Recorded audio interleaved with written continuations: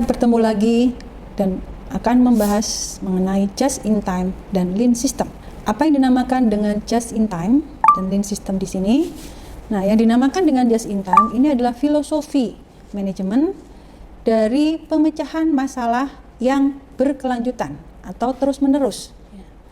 Jadi, kita berusaha untuk membuat persediaan dan komponen ini diambil atau ditarik melalui sistem pada lokasi di mana dia dibutuhkan pada kuantitas dan waktu yang tepat. Jadi di sini semuanya tepat, baik kuantitas maupun waktunya.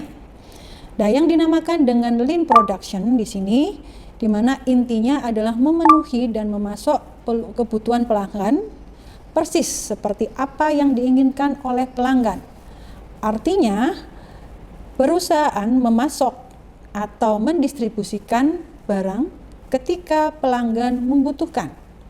Dan dalam proses tersebut, perusahaan berusaha untuk menghilangkan pemborosan-pemborosan yang terjadi melalui perbaikan yang dilakukan secara terus-menerus dan berkelanjutan. Nah, model just in time dan juga lean system di sini lekat sekali dengan sistem push ataupun sistem pull, atau push system dan pull system. Apa yang dimaksud dengan push system? Material alirannya didorong dari hulu ke hilir, terlepas apakah di sini barang itu memang dibutuhkan atau tidak. Jadi perusahaan melakukan produksi sesuai dengan peramalan permintaannya dan kemudian didorong hasil produksi tersebut sampai ke tangan konsumen. Jadi efek dari push system di sini adalah jumlah persediaan yang terkadang menjadi berlebihan. Nah, kemudian yang kedua terkait dengan pull system. Nah, pull system ini atau sistem tarik di sini, perusahaan melakukan proses pengiriman dari satu stasiun ke stasiun yang lain itu sesuai dengan kebutuhan saja, baik dari sisi kuantitas maupun waktunya.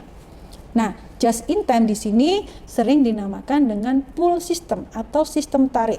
Ya, sehingga diharapkan tidak ada persediaan yang tersisa atau tidak ada persediaan yang berlebihan pada stasiun selanjutnya. Nah, secara umum kita lihat ya pada slide bahwa untuk meminimalkan pemborosan ya, dengan just in time, maka apa yang perlu dilakukan?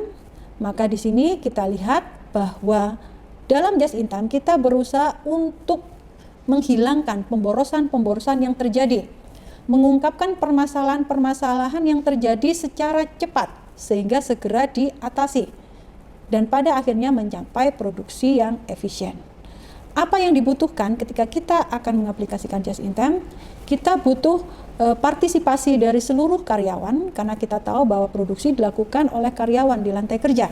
Ya, sehingga laporan dari karyawan itu sangat dibutuhkan untuk mencapai produksi yang lebih efisien dan solusi dari masalah yang lebih cepat didapatkan. Kemudian kebutuhan akan kompetensi terhadap teknik industri dibutuhkan antara perbaikan yang berkelanjutan, kemudian ukuran lot yang lebih kecil dalam produksinya. Tetapi di sini dalam just in time, asumsi yang kita pakai itu adalah lingkungan yang stabil.